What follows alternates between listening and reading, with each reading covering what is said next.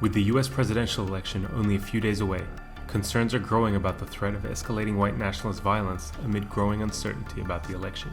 Since Donald Trump's 2016 election, the US has seen a disturbing rise in hate crimes, gun purchases, and the radicalization and mobilization of organized and often armed hate groups marked by anti-immigrant and anti-Muslim sentiment.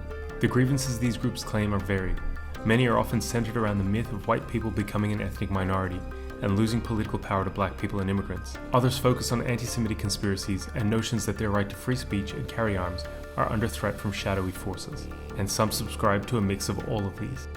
As the visibility of these groups has escalated, Trump has been criticized not only for encouraging such behavior, but also for refusing to condemn acts of violence by white nationalists, beginning with his statement after protester Heather Heyer was murdered by a white supremacist in Charlottesville.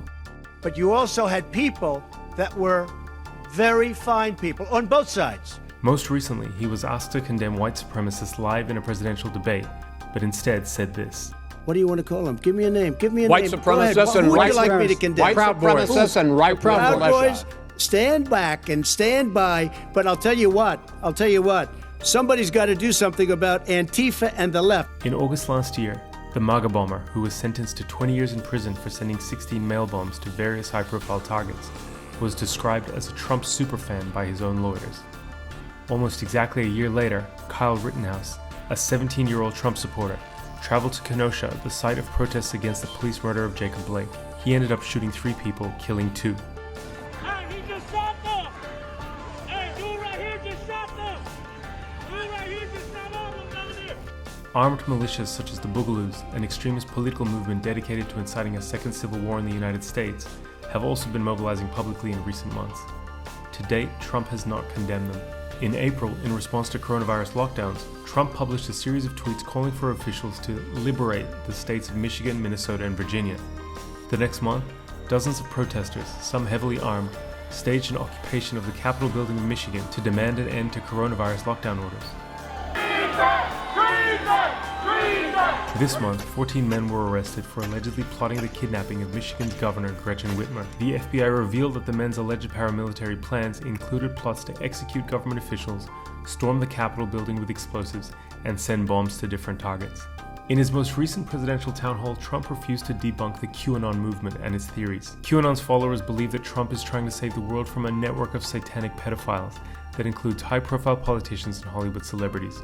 The QAnon movement has been linked to several violent acts since 2018, including a suspected murder and multiple kidnappings.